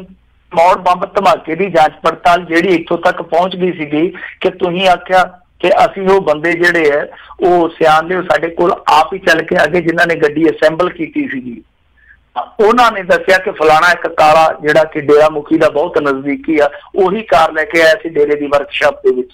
ਜਦੋਂ ਇੰਨੀਆਂ ਗੱਲਾਂ ਸਾਫ਼ ਕਰ ਦਿੱਤੀਆਂ, ਉਸ ਤੋਂ ਬਾਅਦ ਤੁਸੀਂ ਗੂੰਗੇ ਕਿਉਂ ਹੋ ਗਏ, ਇਹ ਅੱਜ ਤੱਕ ਲੋਕਾਂ ਦੀ ਬੁਝਾਰਤ ਆ। ਸੋ ਇਹਨਾਂ ਨੂੰ ਆਪ ਹੀ ਸਾਫ਼ ਕਰਨਾ ਚਾਹੀਦਾ ਕਿ ਐਸੀ ਕਿਹੜੀ ਵਾਹ ਵੱਗ ਗਈ ਕਿ ਤੁਹਾਡੇ ਮੂੰਹ ਨੂੰ ਜੰਜੀਰ ਲੱਗ ਗਈ ਹੈ, ਤੁਸੀਂ ਬੋਲਦੇ ਹੀ ਨਹੀਂ ਗੇ ਹੁਣ ਇਸ ਮਾਮਲੇ ਦੇ ਵਿੱਚ। ਤਾਂ ਇਹ ਸਾਫ਼ ਕਰਨਾ ਚਾਹੀਦਾ। ਇਹਨਾਂ ਨੇ ਮੁੱਦਾ ਅੱਜ ਚੁੱਕਿਆ ਸੁਖਪਾਲ ਸਿੰਘ ਖਹਿਰਾ ਹੋਰਾਂ ਨੇ, ਇਹ ਕਹਿੰਦੇ ਕਿ ਵਾਈਟ ਪੇਪਰ ਲਿਆਉਣਾ ਚਾਹੀਦਾ ਕਿ ਕੀ ਜਾਂਚ ਪੜਤਾਲ ਤੁਸੀਂ ਕੀਤੀ ਆ। ਤਾਂ ਮੇਰੇ ਖਿਆਲ ਦੇ ਨਾਲ ਜਾਂਚ ਪੜਤਾਲ ਦਾ ਹੀ ਠੀਕ ਹੈ ਕਿ ਜੋ ਵੀ ਇਹਨਾਂ ਨੇ ਕੀਤੀ ਹੈ ਹੁਣ ਤੱਕ ਦੀ ਕਾਰਵਾਈ ਉਹ ਵਾਈਟ ਪੇਪਰ ਦੇ ਜ਼ਰੀਏ ਸਾਹਮਣੇ ਆਉਣੀ ਚਾਹੀਦੀ, ਪਰ ਲਿਆਉਣਗੇ ਨਹੀਂ। ਪਰ ਸੁਖਪਾਲ ਸਿੰਘ ਖਹਿਰਾ ਨੂੰ ਸ਼ਾਇਦ ਇਸ ਗੱਲ ਦਾ ਇਲਮ ਨਹੀਂ, ਜਾਂ ਉਹ ਭੁੱਲ ਗਏ ਆ ਕਿ ਇਹ ਮਾਮਲਾ ਹਾਈਕੋਰਟ ਦੇ ਵਿੱਚ ਵੀ ਚਲੇ ਗਿਆ ਤੇ ਹਾਈਕੋਰਟ ਨੇ ਇਹ ਸਟੇਟਸ ਰਿਪੋਰਟ ਤਲਬ ਕਰ ਲਈ ਹੈ ਜਿਹਦੀ ਇਹ ਗੱਲ ਕਰਦੇ ਆ। ਤਾਂ ਹੁਣ ਹਾਈ ਕੋਰਟ ਮੇਰੇ ਖਿਆਲ ਦੇ ਨਾਲ ਜੇ ਨਾ ਵੀ ਇਹ ਕੁਛ ਕਰਨਗੇ ਤਾਂ ਹਾਈ ਕੋਰਟ ਨੇ ਉਹ ਸਟੇਟਸ ਰਿਪੋਰਟ ਤਲਬ ਕਰ ਲੈਣੀ ਹੈ ਕਿ ਤੁਹਾਡੀ ਜਾਂਚ ਪੜਤਾਲ ਕਿੱਥੇ ਖਲੋਤੀ ਹੈ। ਜਾਂਚ ਪੜਤਾਲ ਉੱਥੇ ਖਲੋਤੀ ਹੈ ਜਿੱਥੇ ਡੇਰਾ ਮੁਖੀ ਦੇ ਇੱਕ ਰਿਸ਼ਤੇਦਾਰ ਦਾ ਨਾਂ ਆ ਗਿਆ, ਔਰ ਉਹ ਰਿਸ਼ਤੇਦਾਰ ਹੈ ਜਿਹੜਾ ਉਹ ਕਾਂਗਰਸੀ ਹੈ ਤੇ ਕਾਂਗਰਸੀ ਵੀ ਉਹ ਕੈਪਟਨ ਦਾ ਬਹੁਤ ਨਜ਼ਦੀਕੀ ਹੈ। ਬਸ ਆਹੀ ਰੌਲਾ, ਇੱਕ ਪਾਸੇ ਡੇਰਾ ਮੁਖੀ ਆ, ਇੱਕ ਪਾਸੇ ਉਹ, ਇੱਕ ਪਾਸੇ ਜੱਗ, ਦੂਜੇ ਪਾਸੇ ਆ ਰਿਹਾ। ਸੋ ਹੁਣ ਦੇਖਦੇ ਹਾਂ ਕਿ ਅੱਗੇ ਕੀ ਬਣਦਾ, ਪਰ ਮੇਰੇ ਖਿਆਲ ਦੇ ਨਾਲ ਵਾਈਟ ਪੇਪਰ ਕਦੇ ਨਹੀਂ ਲਿਆਉਣਗੇ। ਹਾਂ, ਹਾਈ ਕੋਰਟ ਜ਼ਰੂਰ ਸਟੇਟਸ ਰਿਪੋਰਟ ਤਲਬ ਕਰੂਗਾ, ਉਸ ਤੋਂ ਬਾਅਦ ਅਗਲੀ ਕਾਰਵਾਈ ਚੱਲ ਪੈਣੀ ਆ, ਕਿਉਂਕਿ ਉੱਥੇ ਕੁਝ ਸੱਜਣ ਪਹੁੰਚੇ ਹੋਏ ਪਟੀਸ਼ਨ ਲੈ ਕੇ। ਉਹ ਕਹਿੰਦੇ ਆ ਕਿ ਪੰਜਾਬ ਸਰਕਾਰ ਨੇ ਇਸੇ ਕਰਕੇ ਜਾਂਚ ਪੜਤਾਲ ਜਿਹੜੀ ਆ ਉਹ ਠੰਡੇ ਬਸਤੇ ਪਾਤੀ ਕਿਉਂਕਿ ਇਹਦੇ ਵਿੱਚ ਪੋਲੀਟੀਕਲ ਕਨੈਕਸ਼ਨ ਆ। ਸੋ ਉਹ ਆਲਰੇਡੀ ਪਟੀਸ਼ਨ ਜਿਹੜੀ ਆ ਹਾਈ ਕੋਰਟ ਦੇ ਵਿੱਚ ਚਲੇ ਗਈ ਆ। ਪਰ ਇਹਨਾਂ ਨੇ ਜੋ ਜਾਂਚ ਪੜਤਾਲ ਦੇ ਨਾਂ ਤੇ ਡਰਾਮਾ ਕੀਤਾ ਮੇਰੇ ਖਿਆਲ ਦੇ ਨਾਲ ਕਰਨਾ ਨਹੀਂ ਸੀ ਚਾਹੀਦਾ, ਕਿਉਂਕਿ ਇਹਦੇ ਵਿੱਚ ਵਿਦੋਸ਼ੇ ਮਰੇ ਸੀ, ਚਾਹੇ ਉਹ ਸਾਜ਼ਿਸ਼ ਸੀ, ਚਾਹੇ ਸ਼ਰਾਰਤ ਸੀ, ਚਾਹੇ ਕੋਈ ਪੋਲੀਟੀਕਲੀ ਮਾਈਲੇਜ ਲਈ ਗਈ ਆ ਵਿਦੋਸ਼ੀਆਂ ਨੂੰ ਮਾਰ ਕੇ, ਜੋ ਮਰਜ਼ੀ ਸੀ ਉਹਦੇ ਚ ਘਾਣ ਹੋਇਆ ਸਭ ਤੋਂ ਜ਼ਿਆਦਾ ਵਿਦੋਸ਼ੀਆਂ ਦਾ। ਤਾਂ ਜ਼ਰੂਰਤ ਇਸ ਗੱਲ ਦੀ ਸੀ ਕਿ ਨਿਰਪੱਖ ਇਨਕੁਆਇਰੀ ਕਰਕੇ ਦੋਸ਼ੀਆਂ ਨੂੰ ਫੜਿਆ ਜਾਂਦਾ, ਪਰ ਇਹਨਾਂ ਨੇ ਏਦਾਂ ਨਹੀਂ ਕੀਤਾ। ਵੈਸੇ ਅੱਜ ਆਮ ਆਦਮੀ ਪਾਰਟੀ ਵਾਲੇ ਸਾਰਾ ਦਿਨ ਵਿਅਸਤ ਰਹੇ ਆ, ਉਹ ਸਪੀਕਰ ਕੋਲ ਵੀ ਗਏ, ਉਹ ਕਹਿੰਦੇ ਜੀ ਸਾਡੇ ਬੰਦਿਆਂ ਨਾਲ ਬਹੁਤ ਮਾੜੀ ਕੀਤੀ ਕੈਨੇਡਾ ਵਾਲਿਆਂ ਨੇ, ਤੇ ਸਪੀਕਰ ਸਾਹਿਬ ਕਹਿੰਦੇ ਕਿ ਆਪਾਂ ਲਿਖਾਂਗੇ ਇੰਡੀਅਨ ਗਵਰਨਮੈਂਟ ਨੂੰ ਕਿ ਉਹਨਾਂ ਨੂੰ ਪੁੱਛੋ ਕਿ ਇਸ ਤਰ੍ਹਾਂ ਕਾਹਤੋਂ ਕੀਤੀ ਆ। ਪਰ ਇੰਡੀਅਨ ਗਵਰਨਮੈਂਟ ਨੇ ਤਾਂ ਪਹਿਲਾਂ ਹੀ ਉਹਨਾਂ ਦੇ ਸਫਾਰਤਖਾਨੇ ਤੋਂ ਪੁੱਛ ਲਿਆ ਕਿ ਹਾਂ ਭਾਈ ਤੁਸੀਂ ਸਾਡੇ ਜਿਹੜੇ ਜਨਤਕ ਨੁਮਾਇੰਦੇ ਸੀ ਇਹਨਾਂ ਦੇ ਨਾਲ ਇਸ ਤਰ੍ਹਾਂ ਕਾਹਤੋਂ ਕੀਤਾ। ਉਦਾਂ ਇਹ ਕਹਿੰਦੇ ਸੀਗੇ ਕਿ ਦੇਖੋ ਜੀ ਸਾਡੇ ਨਾਲ ਕੋਈ ਉਹਨਾਂ ਨੇ ਮਾੜਾ ਚੰਗਾ ਵਿਹਾਰ ਨਹੀਂ ਕੀਤਾ, ਕੋਈ ਵੀ ਸਾਨੂੰ ਉਹਨਾਂ ਨੇ ਉੱਚੀ ਨੀਵੀਂ ਗੱਲ ਨਹੀਂ ਕਹੀ, ਪਰ ਅੱਜ ਖੁਦ ਸੁਖਪਾਲ ਖਹਿਰਾ ਕਹਿੰਦਾ ਸਾਡੇ ਬੰਦਿਆਂ ਨਾਲ ਉਹਨਾਂ ਨੇ ਚੰਗੀ ਨਹੀਂ ਕੀਤੀ, ਦੁਰਵਿਹਾਰ ਬਹੁਤ ਕੀਤਾ, ਕਹਿੰਦਾ ਕਿ ਜਾਂਚ ਪੜਤਾਲ ਹੋਣੀ ਚਾਹੀਦੀ ਹੈ। ਸੋ ਇੱਕ ਪਾਸੇ ਉਹ ਕਹਿੰਦੇ ਕਿ ਸਾਡੇ ਨਾਲ ਉਹਨਾਂ ਨੇ ਬਹੁਤ ਨਰਮ ਗੋਸ਼ਾ ਰੱਖਿਆ, ਸੁਖਪਾਲ ਸਿੰਘ ਖਹਿਰਾ ਕਹਿੰਦਾ ਕਿ ਵਾਹਵਾ ਇਹਨਾਂ ਨਾਲ ਕੀਤੀ ਹੈ। ਸੋ ਸਲਾਹ ਜਿਹੜੀ ਹੈ ਮਿਲੀ ਨਹੀਂ ਉਸ ਤੋਂ ਪਹਿਲਾਂ ਗੱਲ ਕਰਨ ਤੋਂ ਜੀ। ਤੇ ਜਾਂਦੇ ਜਾਂਦੇ ਮਿੰਟੂ ਜੀ ਗੱਲ ਕਰੀਏ, ਕਹਿੰਦੇ ਮਜੀਠੀਆ ਨੇ ਖੋਲਿਆ ਆ ਬਰਗਾੜੀ ਮੋਰਚੇ ਦੇ ਖਿਲਾਫ ਮੋਰਚਾ। ਇਹਨੇ ਅੱਜ ਇੱਕ ਪ੍ਰੈਸ ਕਾਨਫਰੰਸ ਕੀਤੀ ਹੈ ਤੇ ਪ੍ਰੈਸ ਕਾਨਫਰੰਸ ਦੇ ਵਿੱਚ ਇਹਨੇ ਜਿਹੜੇ ਮੁਤਵਾਜ਼ੀ ਜਥੇਦਾਰ ਆ ਉਹਨਾਂ ਤੇ ਕਾਫੀ ਹੱਲੇ ਕੀਤੇ ਆ, ਔਰ ਜਿੱਦਾਂ ਬੋਲਦੇ ਆ ਫਿਰ ਮਜੀਠੀਆ ਸਾਹਿਬ ਤੁਹਾਨੂੰ ਪਤਾ ਹੀ ਆ ਫਿਰ ਚਿੱਤ ਕੇ ਗੱਲਾਂ ਕਰਦੇ ਆ। ਤੇ ਇੱਥੋਂ ਤੱਕ ਕਹਿ ਦਿੱਤਾ ਕਿ ਇਹ ਜਿਹੜਾ ਮੋਰਚਾ ਲਾਇਆ ਗਿਆ ਕਾਂਗਰਸ ਵੱਲੋਂ ਯੋਜਨਾਬੱਧ ਤਰੀਕੇ ਨਾਲ ਆਪਣੇ ਪਿੱਠੂਆਂ ਤੋਂ ਆਪਣੀ ਹੀ ਸਰਕਾਰ ਖਿਲਾਫ ਸ਼ੁਰੂ ਕਰਵਾਇਆ ਗਿਆ। ਹੁਣ ਪਿੱਠੂ ਕਿਹਨੂੰ ਕਹਿਣ ਡਏ ਆ, ਮੇਰੇ ਖਿਆਲ ਦੇ ਨਾਲ ਕੋਈ ਸ਼ੱਕ ਨਹੀਂ, ਕੋਈ ਸੁਭਾ ਨਹੀਂ ਇਸ ਗੱਲ ਦਾ।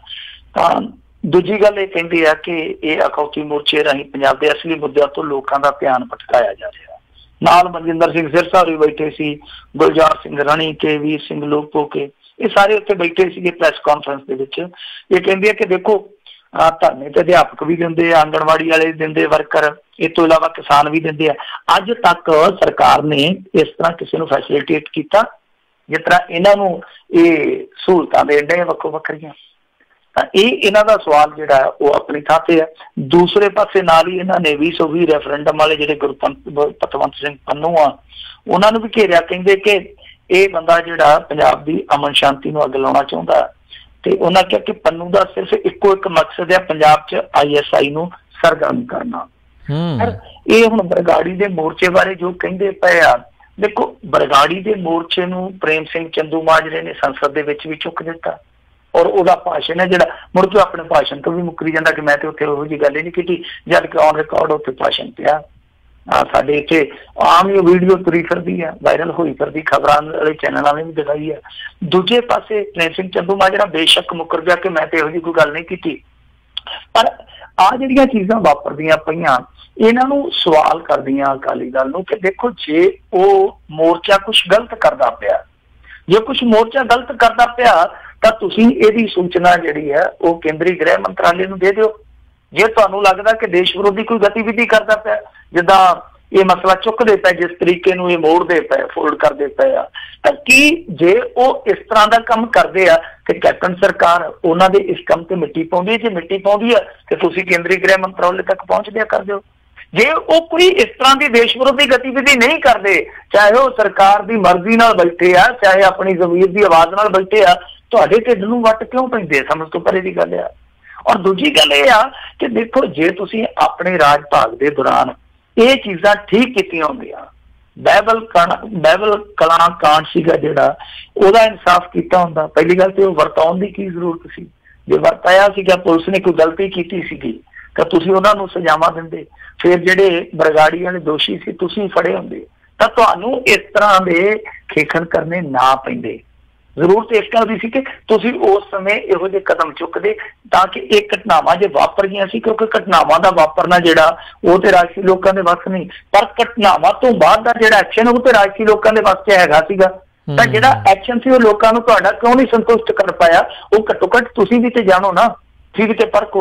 ਹੁਣ ਦੇਖੋ ਜਦੋਂ ਬਰਗਾੜੀ ਮੋਰਚਾ, ਇਹ ਤੇ ਆਪਾਂ ਨੂੰ ਵੀ ਪਤਾ ਹੀ ਆ ਕਿ ਕੈਪਟਨ ਸਰਕਾਰ ਜਿਹੜੀ ਆ ਸਿੱਧੇ ਤੌਰ ਤੇ ਉਹਨਾਂ ਦੀ ਪਿੱਠ ਤੇ ਹੈਗੀ ਆ, ਕਿਉਂਕਿ ਉਹਨਾਂ ਨੂੰ ਲੱਗਦਾ ਕਿ ਇਹਨਾਂ ਨੂੰ ਕਾਮਯਾਬ ਕਰਕੇ ਅਕਾਲੀਆਂ ਨੂੰ ਛਿੱਤਿਆ ਕੀਤਾ ਜਾ ਸਕਦਾ, ਇਹਨਾਂ ਨੂੰ ਸੁੱਚਾ ਕੀਤਾ ਜਾ ਸਕਦਾ। ਤਾਂ ਉਹ ਤਾਂ ਠੀਕ ਹੈ, ਉਹ ਆਪਣੇ ਹਿਸਾਬ ਨਾਲ ਰਾਜਨੀਤੀ ਕਰਨਗੇ, ਪਰ ਜੋ ਮੁੱਦਾ ਜੋ ਮੰਗ ਆ, ਕੀ ਉਹ ਮੰਗ ਗਲਤ ਆ? ਕਿ ਅਕਾਲੀ ਦਲ ਉਸ ਮੰਗ ਨੂੰ ਨਕਾਰਦਾ ਕਿ ਜਿਹੜੇ ਬਰਗਾੜੀ ਵਾਲੇ ਦੋਸ਼ੀ ਆ ਫੜੇ ਜਾਣ ਜਾਂ ਜਿਹੜੇ ਬੰਦੀ ਸਿੰਘ ਆ ਉਹਨਾਂ ਦੀ ਰਿਹਾਈ ਨਾ ਹੋਵੇ? ਕੀ ਅਕਾਲੀ ਦਲ ਨਹੀਂ ਚਾਹੁੰਦਾ? ਇਹ ਸਾਰੀਆਂ ਚੀਜ਼ਾਂ ਤੇ ਸਾਫ਼ ਕਰਨੀਆਂ ਚਾਹੀਦੀਆਂ ਅਕਾਲੀ ਦਲ ਨੂੰ। ਖੈਰ ਕਾਫੀ ਕੁਛ ਆ, ਪਰ ਇਹ ਤੋਂ ਇੱਕ ਚੀਜ਼ ਹੋਰ ਵੀ ਸਾਫ਼ ਹੋ ਜਾਂਦੀ ਹੈ ਕਿ ਥੋੜੇ ਦਿਨ ਪਹਿਲਾਂ ਇੱਕ ਸੱਜਣ ਜਿਹੜਾ ਕਿ ਪ੍ਰੈਸ ਕਾਨਫਰੰਸ ਕਰਕੇ ਗਿਆ ਸੀਗਾ, ਕਹਿੰਦਾ ਸੀਗਾ ਧਿਆਨ ਸਿੰਘ ਮੰਡ ਆਪਣੇ ਘਰ ਨੂੰ ਪੈਸੇ ਘੱਲੀ ਜਾਂਦਾ, ਤਾਂ ਹੁਣ ਉਹਦੇ ਤੇ ਵੀ ਸਵਾਲ ਖੜੇ ਹੁੰਦੇ ਪਏ, ਕਿਉਂਕਿ ਉਹ ਵੀ ਕਿਸੇ ਸਮੇਂ ਅਕਾਲੀਆਂ ਦਾ ਹੀ ਸਾਥੀ ਸੀਗਾ, ਬਾਅਦ ਦੇ ਵਿੱਚ ਕਾਂਗਰਸ ਦੀ ਸਟੇਜ ਤੇ ਵੀ ਚਲਾ ਗਿਆ ਸੀ, ਸ਼ਾਇਦ ਹੋ ਸਕਦਾ ਭੌਂਕੇ ਫੇਰ ਆ ਗਿਆ ਹੋਵੇ। ਉਹਦੀ ਜਿਹੜੀ ਪ੍ਰੈਸ ਕਾਨਫਰੰਸ ਹੈ ਹੁਣ ਉਹ ਵੀ ਸ਼ੱਕੀ ਜਾਪਣ ਲੱਗ ਪਈ, ਜਿਸ ਤਰੀਕੇ ਨਾਲ ਬਰਗਾੜੀ ਮੋਰਚੇ ਦੇ ਖਿਲਾਫ ਅਕਾਲੀਆਂ ਨੇ ਮੋਰਚਾ ਖੋਲਿਆ। ਮੋਰਚਾ ਇਸ ਕਰਕੇ ਖੁੱਲਿਆ ਕਿਉਂਕਿ ਅਕਾਲੀਆਂ ਨੂੰ ਲੱਗਦਾ ਕਿ ਸਾਡੀ ਜਿਹੜੀ ਪੰਥਕ ਮੁੱਦਿਆਂ ਦੀ ਜ਼ਮੀਨ ਆ ਉਹ ਸਾਡੇ ਪੈਰਾਂ ਥੱਲੋਂ ਕਿਤੇ ਨਾ ਕਿਤੇ ਖਿਸਕਾਈ ਜਾ ਰਹੀ ਹੈ। ਜੀ ਤੇ ਮਿੰਟੂ ਜੀ ਬਹੁਤ ਬਹੁਤ ਤੁਹਾਡਾ ਧੰਨਵਾਦ ਕਰਦੇ ਹਾਂ, ਤੁਸੀਂ ਸਾਡੇ ਨਾਲ ਜੁੜੇ, ਇਹਨਾਂ ਖਬਰਾਂ ਬਾਰੇ ਸਾਨੂੰ ਜਾਣਕਾਰੀ ਦਿੱਤੀਆਂ। ਅਗਲੀ ਵਾਰ ਤੱਕ ਲਈ ਬੜੀ ਮਿਹਰਬਾਨੀ, ਪਿਆਰ ਭਰੀ ਸਤਿ ਸ਼੍ਰੀ ਅਕਾਲ ਜੀ। ਸਤਿ ਸ਼੍ਰੀ ਅਕਾਲ ਜੀ। ਤੇ ਸਰੋਤਿਓ ਇੱਥੇ ਸਾਡਾ ਅੱਜ ਦਾ ਇਹ ਪ੍ਰੋਗਰਾਮ ਸਮਾਪਤ। ਮਿਲਾਂਗੇ ਤੁਹਾਨੂੰ ਸਾਰਿਆਂ ਨੂੰ ਅਗਲੀ ਵਾਰ, ਉਦੋਂ ਤੱਕ ਲਈ ਮੈਨੂੰ ਰਾਜਕਨਵੀਰ ਸਿੰਘ ਨੂੰ ਵੀ ਇਜਾਜ਼ਤ ਦਿਓ। ਮੇਰੇ ਵੱਲੋਂ ਵੀ ਤੁਹਾਨੂੰ ਸਾਰਿਆਂ ਨੂੰ ਪਿਆਰ ਸਤਿਕਾਰ ਸੈਨਿਕੀ ਜਿਹੀ ਸਤਿ ਸ਼੍ਰੀ ਅਕਾਲ। ਜਿੰਨੇ ਵਾਸਤੇ ਰਹੋ, ਹੱਸਦੇ ਖੇਡਦੇ ਰਹੋ, ਸੁਣਦੇ ਰਹੋ ਪੰਜਾਬੀ ਰੇਡੀਓ USA।